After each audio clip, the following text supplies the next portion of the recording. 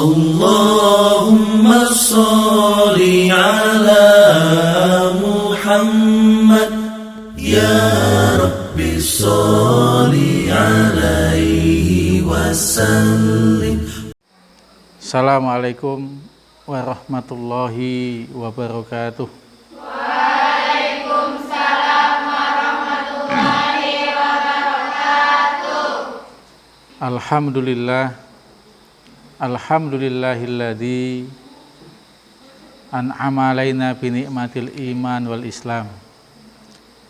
Assalatu wassalamu ala nabil Mustafa Muhammad sallallahu alaihi wasallam wa ala alihi wa ashabihi ajmain. Asyhadu an la ilaha illallah, asyhadu anna Muhammadan abduhu wa rasuluh. La nabiyya ba'dah, la haula wa la quwwata illa billah. A'udzu billahi minasyaitonir rajim. Bismillahirrahmanirrahim. Qul in kuntum tuhibbunallaha fattabi'uni yuhibbukumullah wa yaghfir lakum dzunubakum. Wallahu ghafurur rahim. Amma ba'd. Bersyukur pada Allah, pada kesempatan kali ini kita dalam keadaan sehat walafiat, sehat jasmani kita, sehat rohani kita insya Allah, dan mudah-mudahan kita selalu dalam keadaan sebagai hamba Allah yang pandai bersyukur. Amin ya rabbal alamin. Sholawat dan salam tercurah pada Nabi kita Muhammad sallallahu alaihi wasallam. Allahumma sholli ala Muhammad wa ala alihi washabihi wasallim. Dengan bersolawat dan mengikuti sunnah-sunnahnya, semoga kita digolongkan sebagai manusia-manusia yang dijanjikan dengan syafaatnya di yaumil qiyamah, insya Allah. Adik-adik para santri yang berbahagia, sebelumnya mari kita awali dengan baca basmalah. Bismillahirrahmanirrahim. Ini sengaja direkam supaya ada dokumentasi ya, dan materinya juga bisa menjadi acuan ya, seandainya nanti ada yang salah, ada yang kurang, bisa direvisi, dievaluasi ya. Karena kadang kita ngomong ini nggak sadar, kadang ngomong kita ini terbawa ya, situasi emosional dan sebagainya. Nah ini, jadi perlu didokumentasikan. Dari santri yang berbahagia, pada pertemuan yang lalu kita telah membahas tentang betapa situasi hari ini, atau kata Nabi di akhir zaman nanti ya, manusia sudah banyak meninggalkan agama, atau dalam ayatnya Allah katakan alhaakumut takasur, manusia sudah berlomba-lomba ya, berlomba-lomba bersaing-saing urusan dunia, sibuk waktunya untuk urusan-urusan yang sifatnya materi. Dia lupa sebagai hamba Allah yang seharusnya, yang Allah katakan wa ma khalaqtul jinna wal insa illa liya'budun, bahwasanya aku ciptakan jin dan manusia kecuali dalam rangka ibadah kepada Allah. Jadi hidup kita ini sesungguhnya inti daripada aktivitas kita hidup ini adalah ibadah. Apa itu ibadah? Ibadah adalah pengabdian.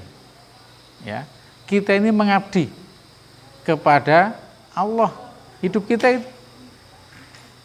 Terus apakah kita akan bicara yang namanya ibadah itu hanya persoalan ya di masjid, persoalan agama, persoalan yang sifatnya ibadah ritual. Nah, kalau kita bicara ibadah luas sekali. Ya. Jadi seharusnya orang beriman itu, kalau kita kaji dalam Al-Quran, seluruh aktivitas orang beriman itu ibadah. seharusnya. Ya. Apa itu ibadah? Ada 2 syarat dalam ibadah itu. Yang pertama adalah karena Allah. Yang kedua adalah mengikuti tata cara yang telah dicontohkan oleh Rasul. Bangun tidur sampai tidur kembali itu ibadah semua nilainya. Ya. Tapi kalau orang tidak paham, orang tidak ngerti, ya hidup ini kayaknya apa ya?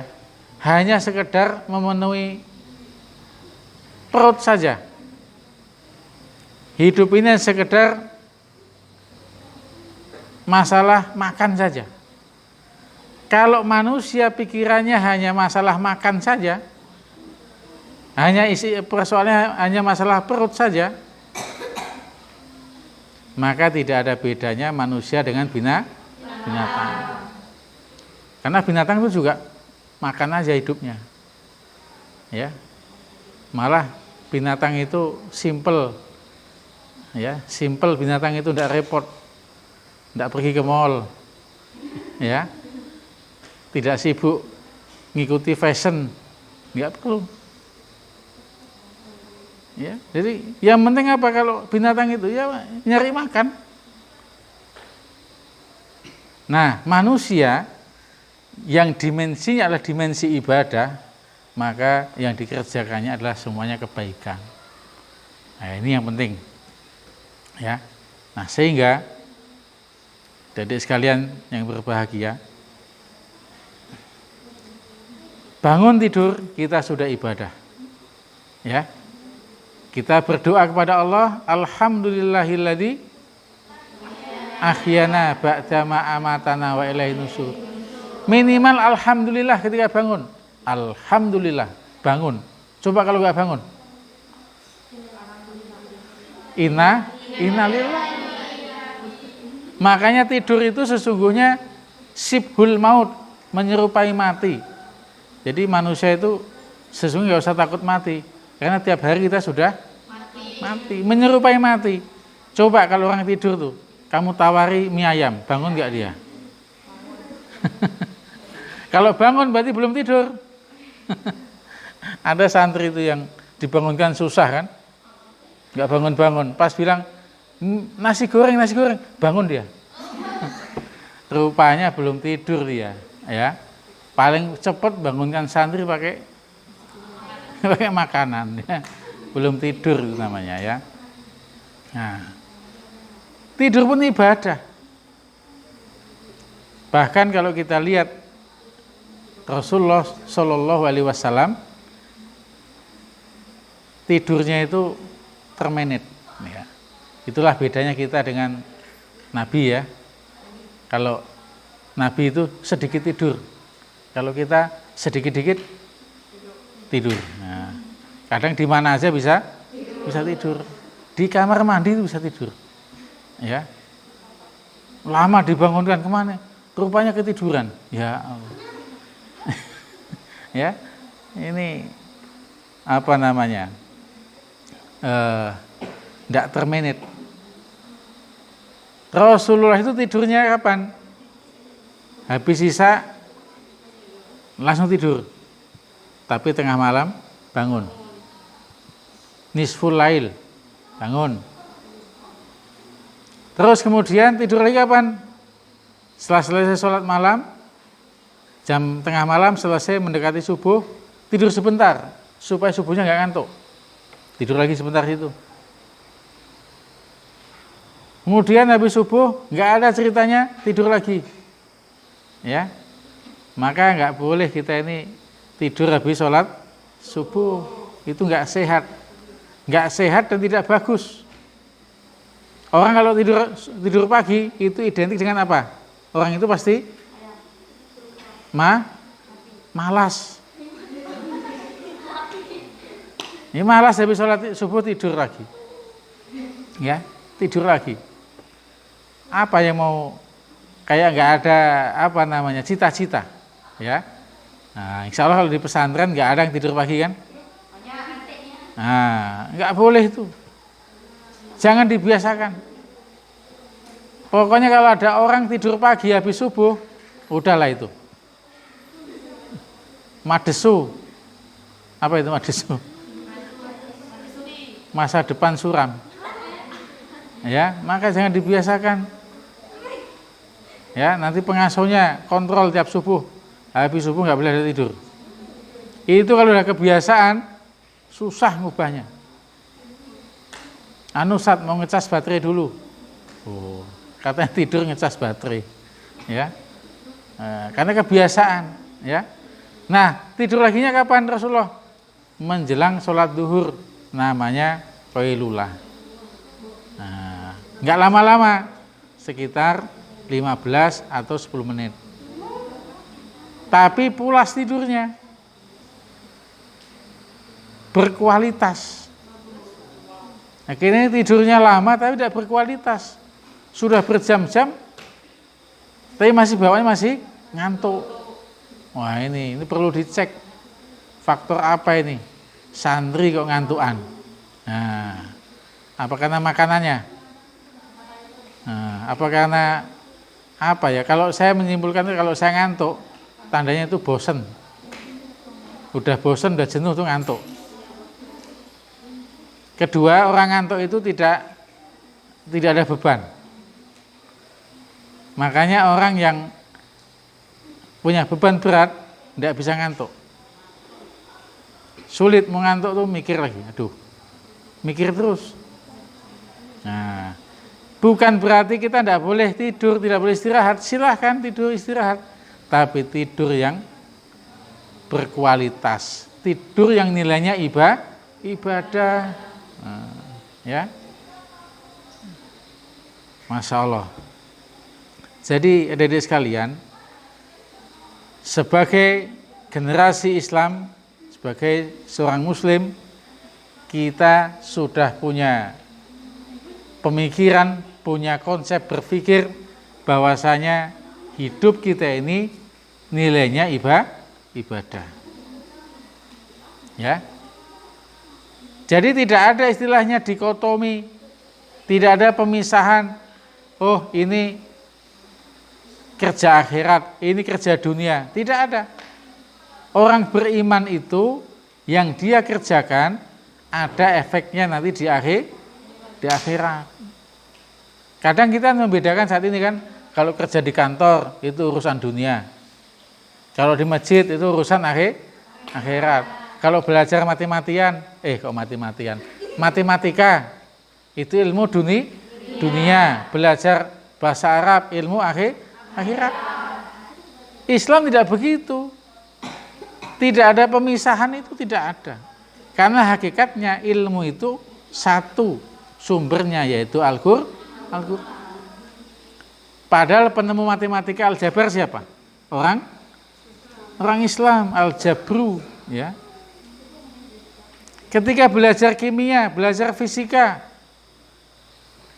itu ada hubungannya dengan Al-Qur'an. Belajar biologi ada hubungannya dengan Al-Qur'an. Jadi jangan dibeda-bedakan, jangan didikotomikan. Makanya di pesantren ini kita harus punya obsesi, bukan sekedar sebagai penghafal Quran, bukan sekedar kita ahli di bidang bahasa Arab, ilmu agama. Tidak, kita juga boleh menguasai fisika, menguasai biologi, menguasai geografi, ya. Nah, karena dimensinya ibadah semua. Bagi orang beriman itu, orang mengajar itu ibadah enggak? Mengajar ibadah enggak? Ngajar itu ibadah selama ngajarnya pertama ikhlas karena Allah. Yang kedua yang diajarkan yang baik-baik sesuai dengan tuntunan Islam. Kalian belajar, ya, belajar ibadah enggak? Ibadah. Bahkan Nabi mengatakan dalam sebuah pernyataannya, siapa orang yang mati dalam rangka menuntut ilmu, matinya mati syahid, mati fisabilillah. Coba. Tapi dengan catatan belajarnya niatnya karena Allah. Dan sebagai anak muda dalam belajar tidak melanggar aturan-aturan Allah, itu baru nilainya ibadah. Nah sekarang ini kan lain fenomenanya. Sudah belajar, tapi di dalam kelasnya, di dalam sekolahnya tidak ditanamkan nilai-nilai ajaran Islam. Laki-laki perempuan campur. Malah ada anak laki-laki bilang sama teman perempuannya, kalau kamu tidak masuk sekolah, aku tidak semangat belajar. Coba ya. Jadi dia motivasi dia belajar ke sekolah apa coba? Ya, karena ada orang yang diincarnya. Ya, kau adalah semangatku. Sudah nggak benar itu. Makanya bersyukur kita berada di pesantren, sekolahnya terpisah dari lawan jenis. Ya, saya semenjak kenal Hidayatullah dulu, ya luar biasa sekolah di tempat yang bercampur itu. Mempertahankan iman, mempertahankan hidayah itu berat. Ya. Itu saya alami. Satu sisi kita belajar mencari ilmu karena Allah, satu sisi godaannya juga luar biasa. Ya. Godaan luar biasa. Kita enggak menggoda, dia yang menggoda coba.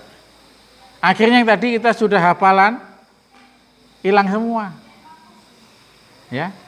Ataupun kita kepengen berprestasi tapi motivasinya bukan karena Allah, tapi karena teman perempuannya untuk mendapatkan simpati. Ya. Nah, ini. Jadi benar-benar Masya Allah, orang beriman itu yang dikerjakannya semuanya bernilai tinggi di sisi Allah. Tidak ada yang sia-sia. Kalian habis bangun pagi, kemudian bersiap-siap amal soleh. Ada amal soleh ya? Nah, maka jangan sepelekan dalam amal soleh itu. Yang kerjanya ngepel, apalagi nyiapkan makanan. Niatkan lillahi ta'ala tanpa hitung-hitungan, tanpa menghitung tenaga yang kita keluarkan. Kenapa? Karena ini di hadapan Allah dinilai gitu.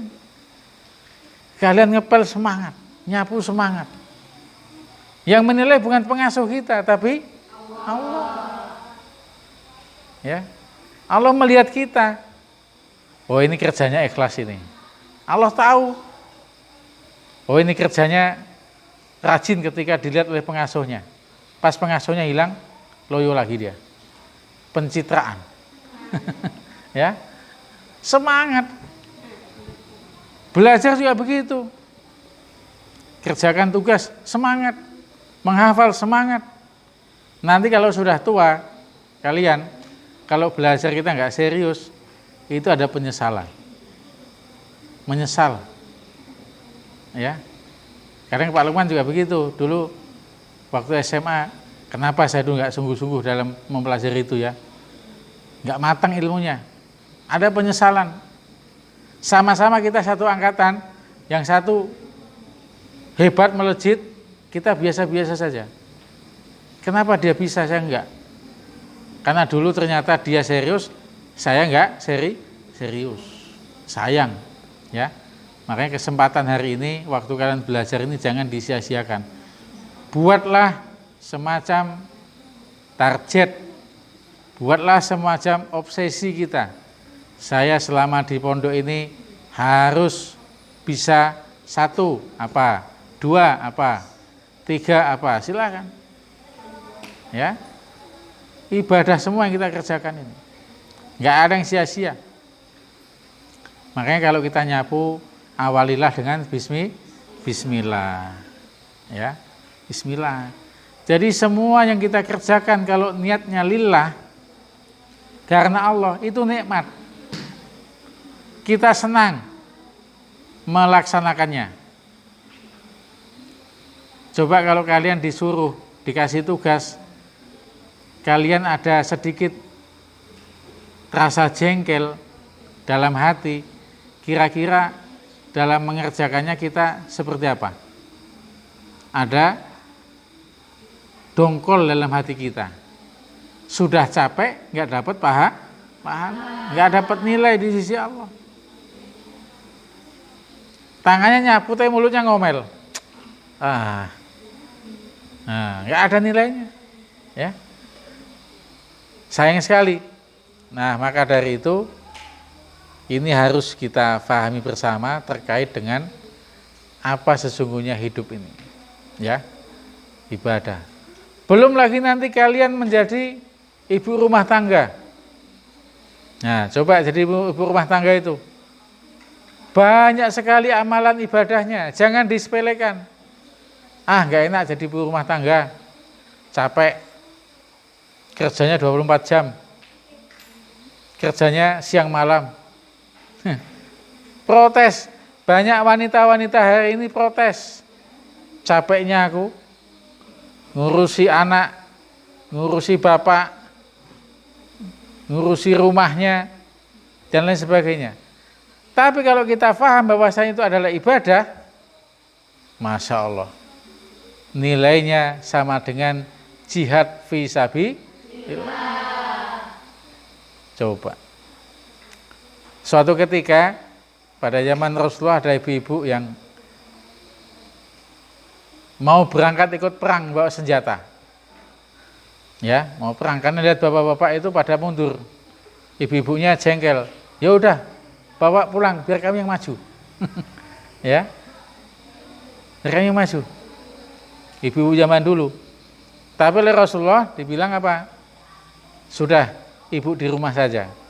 Ibu di rumah ngurusi rumah tangganya, nilainya sama dengan jihad di jalan Allah. Hari ini menjadi apa? Menjadi momok ya.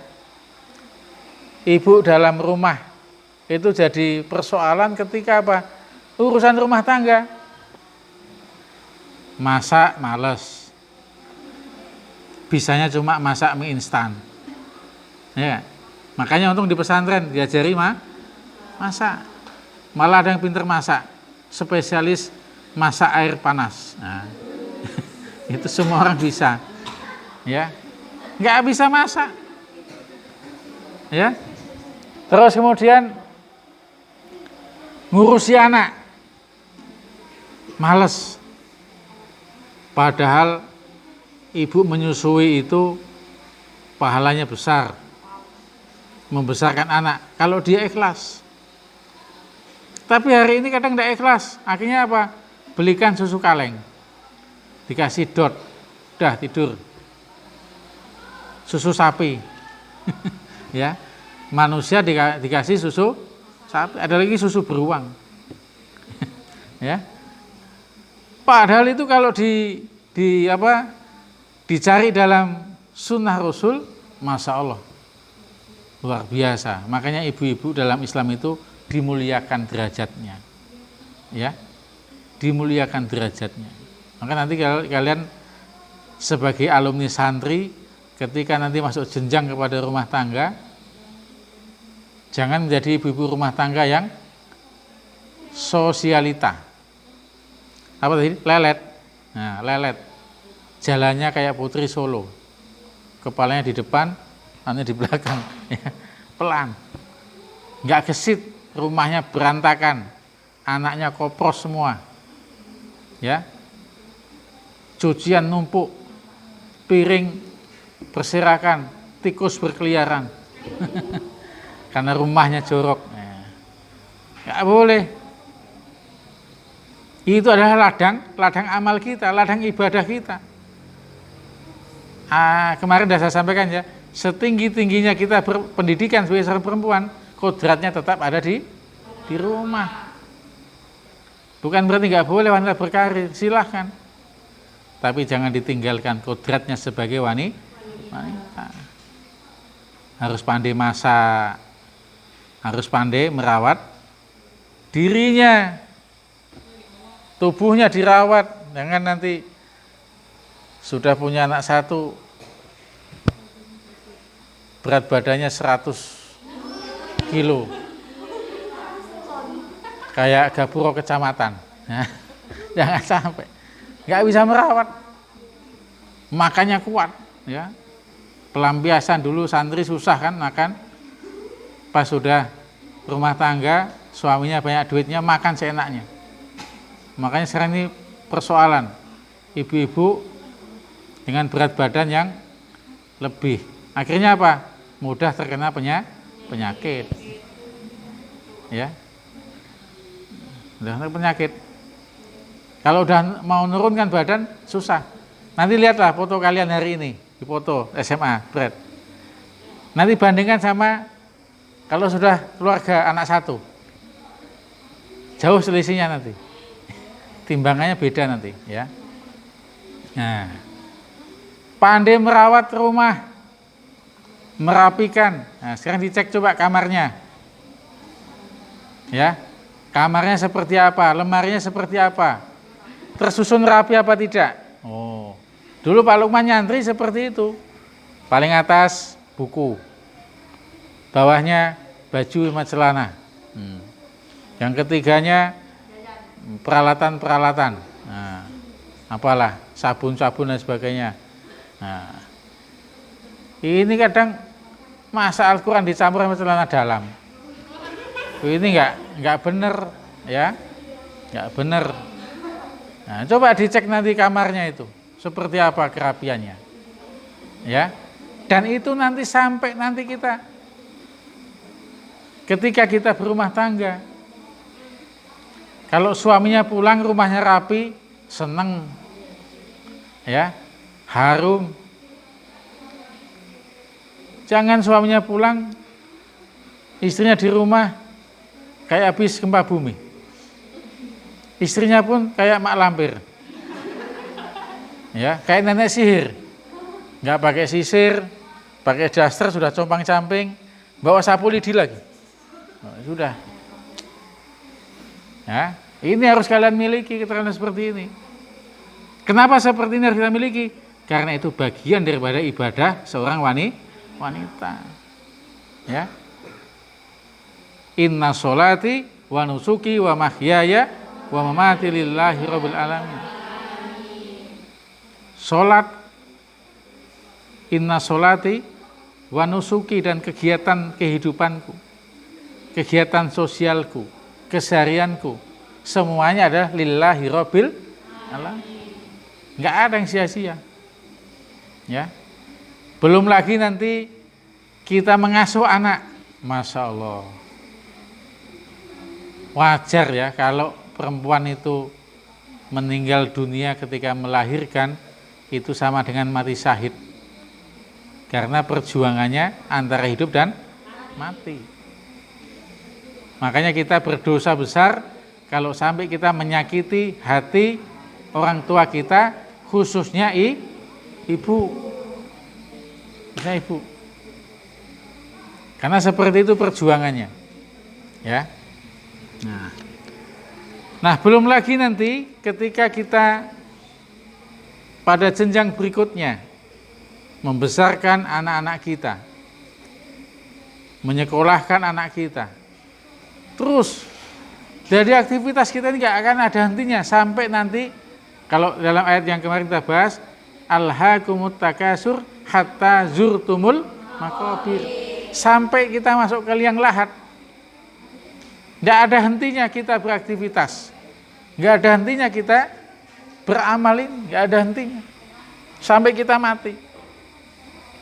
Nah, ini kalau kita pahami, adik-adik sekalian, sebagai seorang santri, maka tidak ada alasan kita untuk tidak bersungguh-sungguh.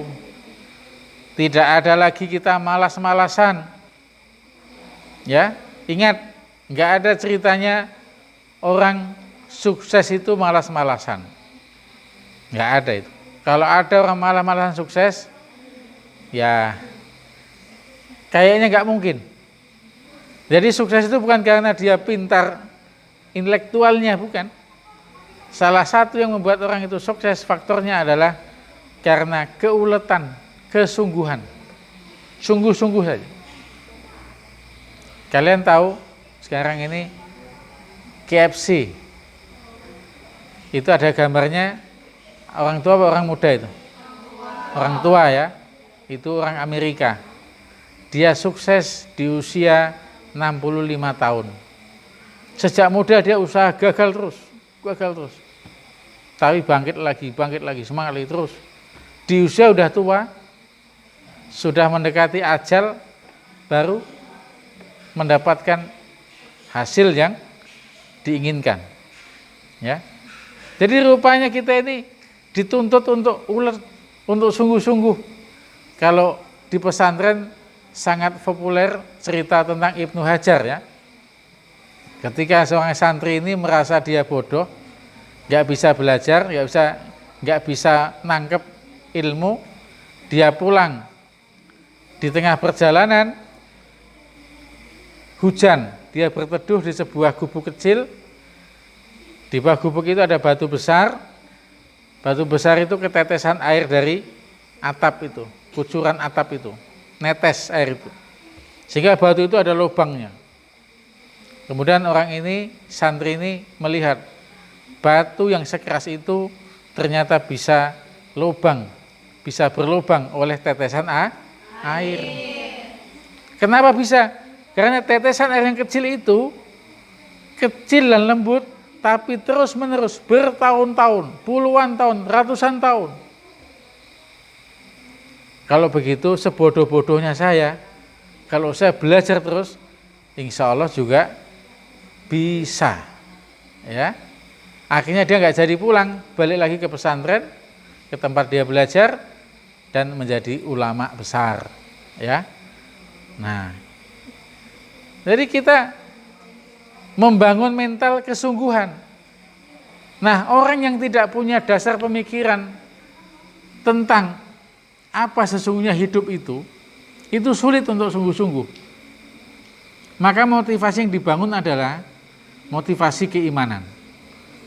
Saya berbuat seperti ini karena Allah. Nilainya ibadah. Ya. Ada semangat. Ada kesungguhan kita dalam beramal. Ya. Walaupun rasanya berat dan sulit. Ya. Nanti kalian akan menikmati itu. Ada masanya di mana kita menikmati hasil kesusahan kita itu. Ya paling tidak kita punya pengalaman.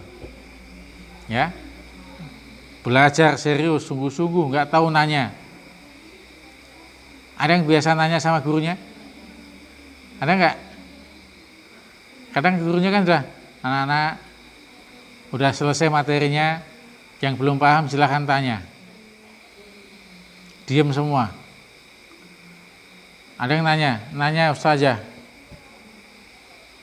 Nanya apa? Jam berapa sekarang? Oh.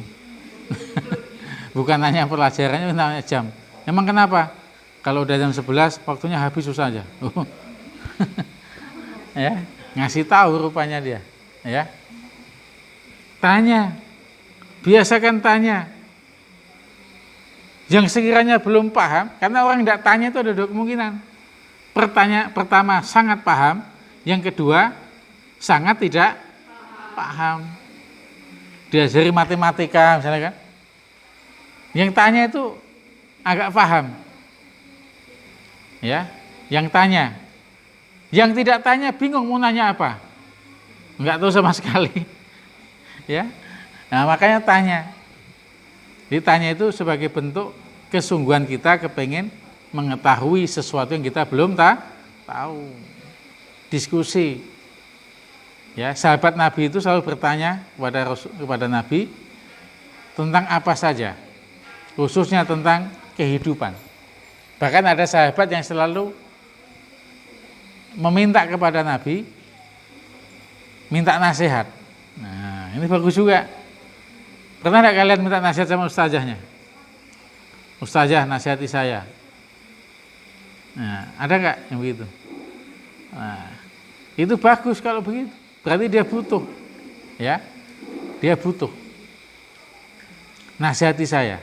Nah, tapi kalau Yang terjadi apa? Saya sudah menasihati, kita tidak menerima. Masih mending kalau masuk kanan keluar kiri, masih ada yang nyangkut. Ini masuk kanan keluar kanan, mantul, ya, mental, ya. Nah, seperti ini yang disayangkan, ya. Nah, maka dari itu, adik sekalian, rahimakumullah, pada kesempatan kali ini Pak Lukman mengajak kita semua, kalian semua, ayo membiasakan dalam kehidupan ini untuk selalu semangat dalam hal kebaikan, dalam hal menjalankan amanah kita sebagai manusia, menjalankan perintah Allah. Kenapa? Karena inilah nilai kita di sisi Allah. Inilah yang seharusnya dikerjakan orang beriman. Ya, tidak ada yang sia-sia, ya. Inna sholati wa nusuki wa mahyaya wa mamati lillahi rabbil alamin. Sampai di sini kita sudahi. Semoga ada manfaatnya. Yang benar dari Allah, yang salah dari diri saya pribadi. Kita akhiri dengan doa kafaratul majlis. Subhanakallahumma bihamdika asyhadu an la ilaha illa anta. Wabillahi taufiq wal hidayah. Wassalamualaikum warahmatullahi wabarakatuh. Allahumma sholli ala Muhammad ya Rabbi balighul wasi.